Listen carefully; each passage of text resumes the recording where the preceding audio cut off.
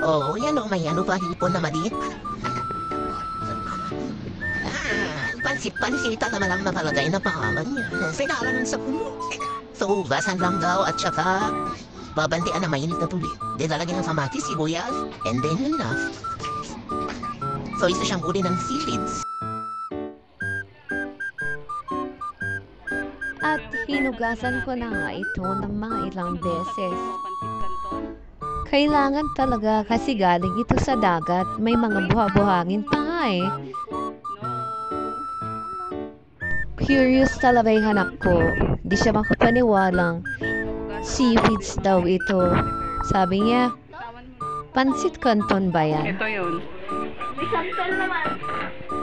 So, pagkatapos hugasan, Try natin. bandayan na natin ng hot water. Then, lalagyan At natin medyo ng ibabad muna natin ito. Try natin itong bagong pagkain na na-discover namin. At, diba, kapag hindi mo alam kung ano yan, pagkakamalan mo talagang pansit yan. Si mama nga, kung ano-anong sinasabi, research ko muna daw, baka daw hindi ito pagkain.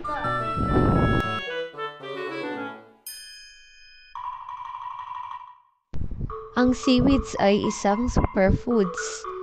Kaya masarap itong gawing side dishes, lalo na sa mga prito or inihaw na ulam. At wait, ang ulam namin ngayon ay hito, kaya masarap itong ipares. Tara, kain na tayo. Mas matabang lang ito sa usual na seaweeds, pero malambot. At saka sea flavor talaga. Yun ang pagkakaiba niya sa pansit. Bukod sa salad, I think masarap din itong gawing lumpia. Tapos isawsaw natin sa ating paboritong suka na manghang at medyo manamis-tamis. I'm gonna try it next time.